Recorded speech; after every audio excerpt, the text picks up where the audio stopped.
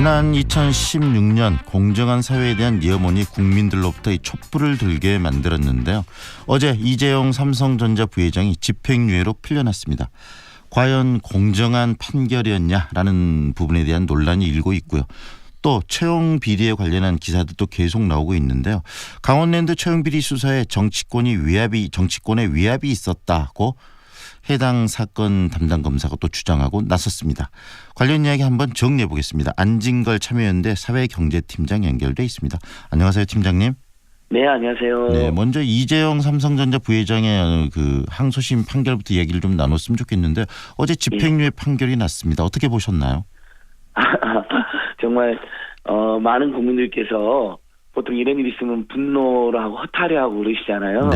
네, 분노 허탈을 넘어 충격과 고통을 준 판결이다. 네. 그러니까 우리 국민들은 대부분 이건 삼성과 이재용이 자신들의 승계라든지 삼성 지배 그리고 사적 탐욕과 부당한 이득을 위해서 박근혜 최순실 권력에 굴종하고 아부하고 뇌물을 갖다주고 온갖 협잡을 해서 실제 이득을 본 사건으로 다들 이해하고 평가하고 계시거든요. 네네.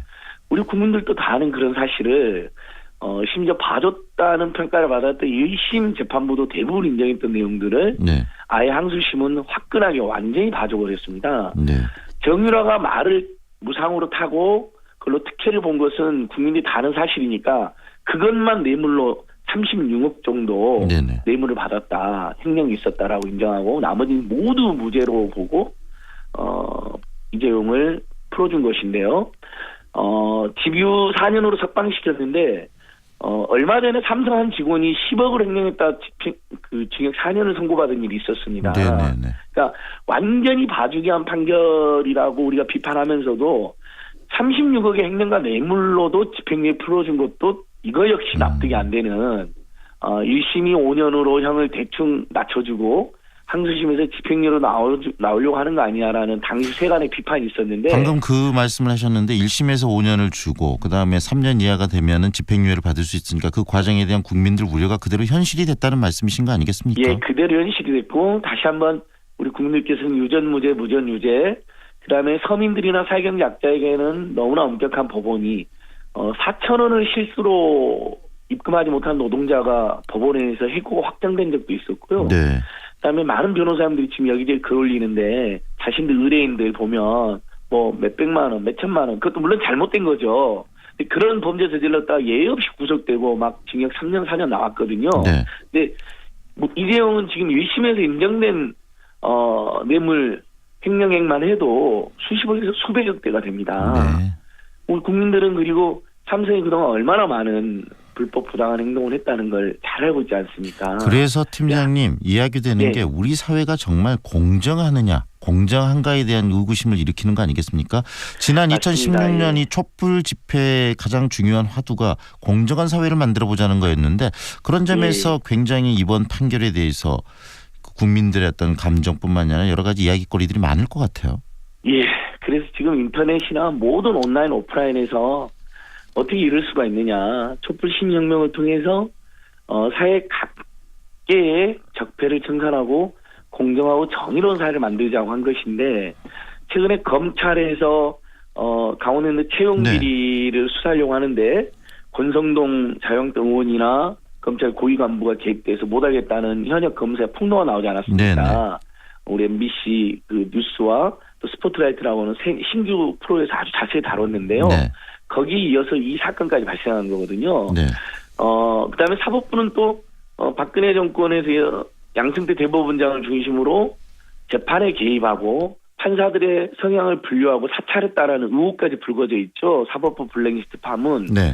그런 걸 보면서 아예 권력과 자본에 굴종하기로 작정을 하고 국민들과 정의는 외면한 그런 검찰과 재판부가 다 그렇다는 건 아닙니다. 네. 절대 제가 지금 모두가 그렇다는 건 아니에요. 그거에 대해서 문제제기가 폭로하고 저항하는 판사님들과 검사님들 꽤 많은 거로 네. 봤을 때 다 그런 건 아니겠죠. 하지만 그들이 오랫동안 수뇌부를 장악하면서 이런 황당한 수사 방해라든지 판결을 일삼아왔다. 그래서 국민들의 분노가 넘쳐나고 있고 네. 그 분노는 근데 그냥 분노 정도가 아니라 충격과 고통으로도 이어지고 있다. 바로 그런 반드시 바로 잡아야 된다. 이런 지금 여론이 비등하고 있습니다. 바로 그런 부분인데요. 좀 전에 언급해 주신 것처럼 이재용 삼성전자 부회장의 이 집행유예 건도 그렇고요. 방금 이야기해 주신 것처럼 강원랜드의 차용비리 수사에 검사에게 직접 위압이 있었던 걸 검사 스스로가 이렇게 폭로하는 그 사건이 그 이야기가 저희 그 MBC의 스트레이트라는 프로그램을 통해서 이야기가 됐었었는데요. 바로 맞습니다. 이 공정성의 문제, 과연 우리 사회가 어떻게 이 공정성의 문제를 담보할 것인가? 우리 팀장님은 그 방향성을 어떻게 가져가야 된다고 보시나요? 네, 그러니까 예를 들면 그 채용비리에서도 우리 이제 광주 MBC 우리 라디오니까요. 지금 광주은행, 대구은행, 부산은행, 하나은행, 국민은행이 5개 지금 금융권 채용비리가 문제가 되고 있지 않습니까? 네네. 광주은행에서 채용비리 어떤 형태로 이루어지냐면 광주은행 간부가 자기 자식이 후보인데 면접위원으로 들어갔거든요. 네네. 보통 작은 NGO나 조그만 중소기업에서도요. 네. 사람 뽑을 때 만약 자식이나 형제지간이 응모를 한다. 그러면 면접위원은 피하죠. 그렇죠. 안 하잖아요. 근데 대놓고 면접위원이 돼서 합격이 돼가지고 지금 수사할까지 됐거든요. 네. 국민은행은 윤종규 회장의 친척이 합격하는 문제도 있어 그걸 지적받았습니다. 네. 심지어 지금 하나은행은 이른바 스카이 대학 출신들을 점수를 올려서 합격시키고 나머지 7개 대학 흔히들 말하는 스카이 대학보다 평가가 덜한 대학들 학생들은 떨어뜨린 것으로 지금 확인되고 있거든요. 네. 전국의 대학생들도 지금 엄청나게 분노하고 있는데요. 어쩌다 우리 사회 이 모양까지 된 것이냐 이런 이제 탄식이 나오는데 만약에 이 과정을 감사원, 교육부, 검찰, 금감원 등 그런 걸 감시하고 견제하는 역할을 해야 되는 공적 기구들이 있지 않습니까? 네, 네. 여기가 처음부터 제대로 감시를 하고 그런 약간의 기미만 있어도 엄벌했다면 이런 일은 없었겠죠. 네. 그러니까 결국은 감사원, 검찰, 경찰 이런 공공기관들이 제 역할을 못하면서 더 불공정해졌는데 네. 알고 봤더니 제일 불공정한 데가 검찰, 경찰, 사법부 이런 데였던 것입니다. 네.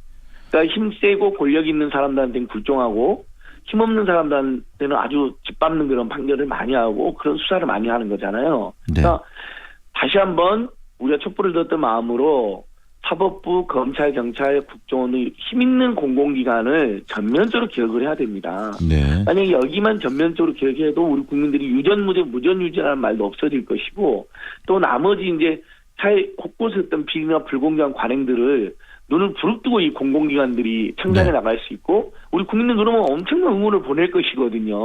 정리를 하면 검찰개혁, 경찰개혁은 굉장히 필수적인 것이다. 이번 사태를 보면서 더 뼈저리게 느낀다는 말씀과 사법부 개혁도 더불어 있어야 된다. 이렇게 정리를 할 수가 있겠네요. 맞습니다. 네. 예, 가장 국민들의 삶에 그리고 우리 사회를 공정 운영하는 데 가장 막다운 권한을 갖고 영향을 많이 끼치는 집단들 네. 사법부, 검찰, 경찰, 감사원, 금감원, 금융위 이렇게 국민의 영향을 아주 많이 끼치고 모든 구석구석의 그 공공기관들의 그런 감시나 견제가 살아있을 때 그래도 국민들이 불공정한 그런 일을 안 겪게 되는 게 예를 들면 공정거래위원회가 그동안 네. 재벌이나 대기업이나 사경제의 강자들을 얼마나 많이 비호를 해줬습니까? 네. 지금 비로소 김상조 위원장이 공정거래위원장이 되고 새 정부 되면서 그래도 공정위가 많이 나아지고 있다는 평가를 받고 있는 것이거든요. 네. 이 방향으로 쭉 가야 된다는 것입니다. 예. 지금 이 적폐 피로증이니 여러 가지 이야기도 나오고 있지만 결국은 피로증의 문제가 아니라 적폐를 정확하게 청산하지 못하면 또 이런 불공정한 그 사례들이 또 발생할 수 있다. 적폐 피로증 이야기하는 분들은 대부분 적폐 세력이거나 적폐 세력을 비호하는 분들입니다. 자유한국당이 특히 그렇죠. 네. 그들이 지금 검찰개혁, 국정개혁, 사법개혁을 방해하고 있거든요. 왜? 그들로부터 늘 비호받고 봐주기 했습니다. 이번 강원랜드 채용비리에서도 압력을 행사한 당사자는 권성동 의원이고 네. 그다음에 강원랜드 채용비리에 연루된 7명 국회의원 전원이 자유한국당 네. 의원이었습니다. 근데 검찰이 수사도 제대로 안 하고 그걸 봐주기 했고 그래서 참여연대가 고발하고 지금 민사소송까지 하고 그런 와중에 이번에 그 안면 검사에 용기 있는 폭로가 나온 네. 것이거든요. 그러니까 우리 국민 입장엔 적폐가 필요한 게 아니라 너무나 모자라서 문제잖아요. 적폐 청산이. 네. 예, 적폐 청산이 너무 모자라서 문제인데 그리고 이제 시작하고 있는데 네. 그것이 필요하다 그런다는 건 적폐 청산을 노골적으로 방해해서 자신들의 기득권과 그동안 저질렀던 온갖 부정과 비리를 네. 계속 비호받겠다는 심산이거든요.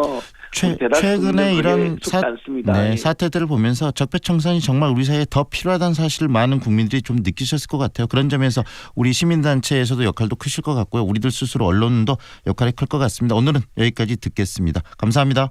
예, 저희들도 더 발로 열심히 뛰겠습니다. 고맙습니다. 네, 고맙습니다. 지금까지 참여연대 안진걸 사회경제팀장과 이야기 나눴습니다.